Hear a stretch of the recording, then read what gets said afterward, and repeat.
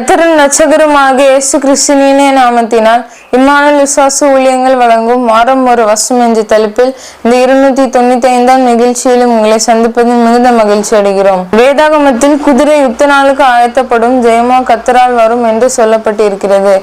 எனவே நாம் முயற்சி செய்தால் கர்த்தர் நமக்கு ஜெயத்தை தர வல்லவராய் இருக்கிறார். இந்த நிகழ்ச்சியை உங்கள் நண்பர்களுக்கும் உறவினர்களுக்கும் அறிமுகப்படுத்துங்கள். கர்த்தர் எங்களை ஆசீர்வதிப்பாராக. ஆமென். அனைவருக்கும் வணக்கம். இந்த வார வசனம் ஏசாயா 42:3. அவர் நெறிந்த நாணலை முடியாமலும் மங்கி எரிகிற திரியை அணையாமலும் இருப்பார். A bruised reed he will not break, and the faintly burning wick he will not quench. Isaiah chapter 42 verse 3. Thank you.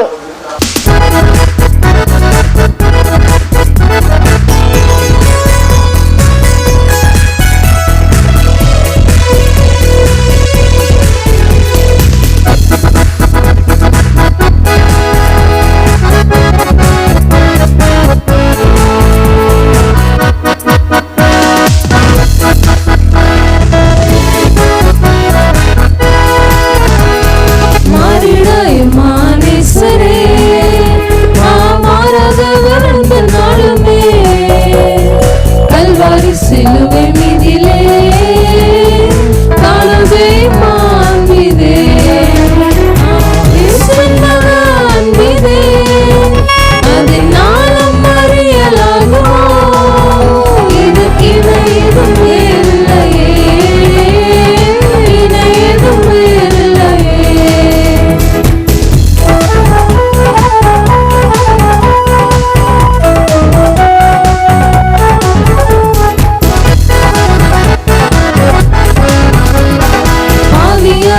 இருக்கையிலே அந்த பாரில் உன்னை தேடி வந்தாரே, நீசனன் உன்னை தள்ளாமலே நேசனாக மாற்றிடவே. இயேசுவின் மகன் மீதே அதனாலும் அறியலாகுமோ இதுக்கு இணையதும் வேறில்லையே இணையதும் வேறில்லையே.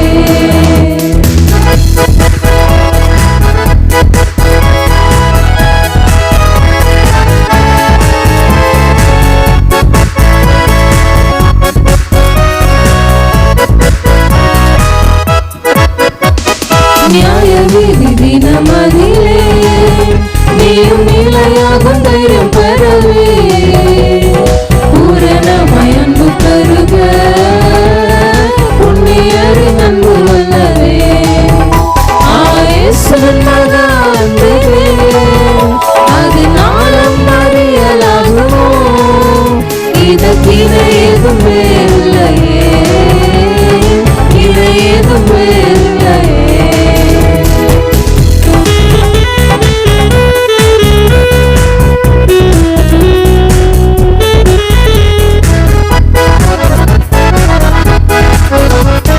பயமதை நீக்கிடுமே யாவு பாரிலே சகித்திடுமே அது விசுவாசம் நாடிடுமே அன்பு ஒரு காலம் ஒழியாதே. இயேசுவின் மகன் மீதே அதனாலும் அறியலாகுமோ இதற்கு இணையதும் இல்லையே இணையதும் இல்லையே.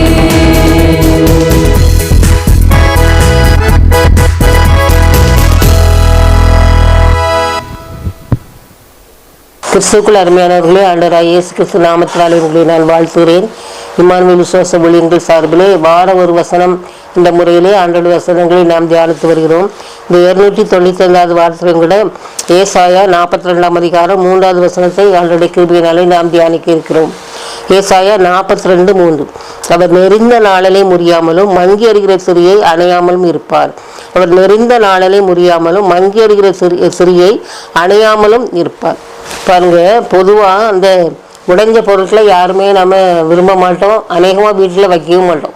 ஒரு பொருள் உடஞ்சிட்டு அப்படின்னு சொன்னா உடனே தூக்கி தூர போட்டுருவோம். அலுமினிய பாத்திரம் ஓட்டை ஆகிட்டுனா உடனே செய்வோம், பாத்திரக்காரன்ட்டே யாராவது கொடுத்து வேறு பாத்திரங்கள் ஏதாவது வாங்கிடுவோம். அப்படி இருக்கும் பழைய காலங்களெல்லாம். இப்போ மாதிரி இந்த தேக்ஸான்னு சொல்லுவாங்க. அந்த பணம் பதனி, அந்த பதனி காய்க்கிற பாத்திரம் இருக்கும். இப்போ இருந்தாலும் அதெல்லாம் வந்திருக்கு சக்கரத்தில். அப்போ அப்படி கிடையாது. பானை, பெரிய பெரிய பானை, 7 பானைகளை வச்சு பதனி காய்ப்பாங்க. திடீர்னு அந்த பானை என்ன செய்கிறோம், உடஞ்சிரும். லேசாக அப்படி கீறி விட்டோன்னா அப்போ அப்படியே அந்த பதனி வெளியே என்ன செய்கிறோம், அப்படி கசஞ்சு வர ஆரம்பிச்சிடும். உடனே என்ன செய்வாங்க தெரியுமா, அவங்க அந்த பானை இதுக்கு தூர போட மாட்டாங்க. அதில் பானையில் நிறையா இது இருக்கும், பதனி இருக்கும். உடனே ஒரு அப்பளத்தை எடுத்து அதை தண்ணியில் என்ன செய்வாங்க, போட்டு நல்லா போட்டு அப்படி ஒட்டி வச்சுருவாங்க வச்சுருவாங்க. உடனே அதை அப்படி என்ன செய்யணும், இந்த வெப்பத்தினால அப்படி காஞ்சி அப்படி அந்த ஓட்டை அடைப்பட்டுரும் பாருங்க. அப்போது அந்த பானையை சரி பண்ணுற ஒரு முறையை அந்த பதறி காய்க்கிறவங்க என்ன செய்வாங்க, நல்லா அரிஞ்சு வச்சுருப்பாங்க. அப்போது அது உடனே தூக்கி என்ன செய்வோம், போட மாட்டாங்க. அது இன்னும் எவ்வளோ நாள் போடுமோ அவ்வளோ நாளைக்கு அதெல்லாம் செய்யும், ஒடியக்கூடியதாக என்ன செய்ய இருக்கும்.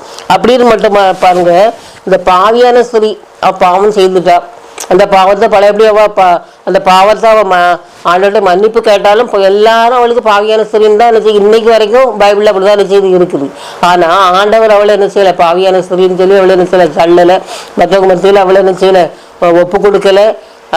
வந்து அவர்கிட்ட கேட்டவங்களை தான் அவர் என்ன செய்தார், இது பண்ணி விட்டார். அப்படிதானே, அவங்களெல்லாம் நல்லா ஒரு அவங்களுடைய பாவங்களை உணரும்படியாக செய்தார். பாருங்க, உபசாரம்னு சொன்னால் ஆணும் பெண்ணும் சேர்ந்தாதான் அது உபசாரம்னு வரும்.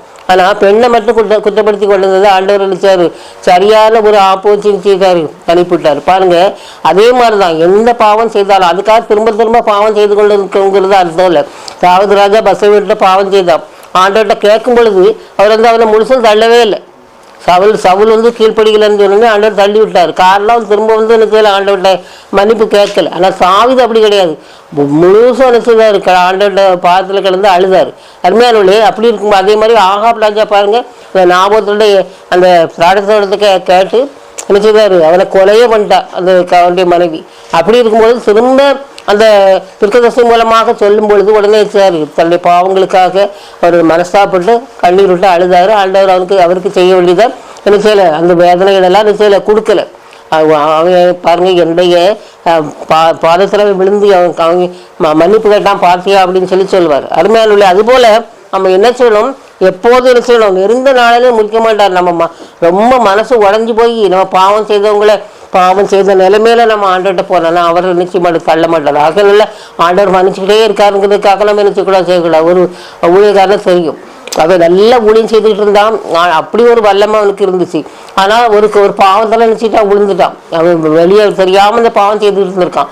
ஆனாலும் கூட அவன் ஜோமெல்லாம் நல்ல மற்றவங்களுக்கு என்ன செய்து விடுதலை கிடைச்சிது, வியாதியிலேருந்து விடுதலை கிடைச்சிது, பிசாதுகள்லாம் ஓடிக்கிட்டு இருந்துச்சு. அதை வச்சு அவனுக்கு என்ன செய்யல, மனசுக்குள்ள ஒரு என்னது பெருமை வந்துடு. இந்த பாவம் செய்தாலும் ஆண்டவர் கிரியை செய்கிறாருன்னு சொல்லி பார்த்தார். ஆண்டவர் அதுக்கு பிறகு எனக்கு ரொம்ப பாடு அனுபவிக்க வேண்டிய நிலைமையில ஆண்டவர் நினைக்கிட்டாரு, கைவிட்டு விட்டார். பாருங்க, அப்படி இருக்கும்பொழுது நெருந்த நாளில் முடியாமல் தான் இருப்பார், மங்கி எறிகிற சிறியை அடையாமல் தான் இருப்பார். ஆனால் சிறிய நிச்சயம் அப்பப்போ தூண்டப்பட வேண்டும். ஆண்டவருக்கு நேராக அந்த சிறிய நிச்சயம் அந்த எண்ணெய்க்கு நேராக தூண்டப்பட வேண்டும். அப்படி என்றால் மட்டும்தான் அது என்ன செய்யிருக்கு. பாருங்க, மீகா 7:19 போட்டு பாருங்க, அவர் திரும்ப நம்மையில் இறங்குவார், நம்முடைய அக்கிரமங்களை அடக்கி நம்முடைய பாவங்களை எல்லாம் சமுத்திரத்தின் ஆழங்களில் என்ன செய்வார், போட்டு விடுவார்னு இருக்கு. அதே மாதிரி ஏசாயா 1:18 பாருங்க, வழக்காடு வாருங்கள் என்று கர்த்தர் சொல்கிறார், உங்கள் பாவங்கள் சிவேரென்று இருந்தாலும் உறைந்த மலையை போல் வெண்மையாகும்னு போட்டிருக்கு. அவை ரெட்சாம்பர சிவப்பா இருந்தாலும் பஞ்சை போல் வெண்மையாக இருக்கு. அருமையான அப்படின்னால நம்ம ஆண்டவரை முழுமையாக நம்பலாம். ஆண்டவர் சொல்றாரு, எத்தனை தடவை பண்ணுங்க, 7-7 தடவை மன்னிக்கணும்னு சொல்றாரு. ஆண்டவர் அப்படிதான் மன்னிக்கிட்டு இருக்காரு. நாம உலக பிரகாரமாக யாருக்கும் அப்படி மன்னிக்கவே மாட்டோம். ஜாலியே நான் வந்து யாராவது மன்னிப்பு திரும்ப திரும்ப கேட்டாங்கன்னா உங்களுக்கு வேலையே இதான், ஏதாவது பண்ண வேண்டியது மன்னிப்பு கேட்க வேண்டியது அப்படின்னு நினைப்போம். ஆண்டவர் அப்படியே கிடையாது. என்ன நம்ம தாழ்த்தனா மட்டும்தான் ஆண்டவர் என்ன செய்வார், நம்ம கிருபையாக இருப்பார். அவர் கிருபை மிகுந்தவர், கிருபையானவர். அவர் கிருபையானவரின் ஒரு உன்னதமான நிலையில் உள்ளவர். ஆகையினால நம்ம என்ன செய்யணும், எப்போதும் ஆண்டவரோட இருக்கணும். பாவங்கள் செய்தாலும் கூட ஆண்டவர்கிட்ட மன்னிப்பு எடுத்து திரும்ப அந்த பாவத்தில் விழாதபடிக்கு நம்ம வாழணும். ஆண்டவர் நமக்கு உதவி செய்ததாக நம்ம ஜெபிப்போம். ஆண்டவர் உதவி செய்வாராக. ஆமென். சத்திய வேதம் பக்தரின் கீதம், சுத்தர்கள் போகும் பாதையின் ஜீவன் உத்தம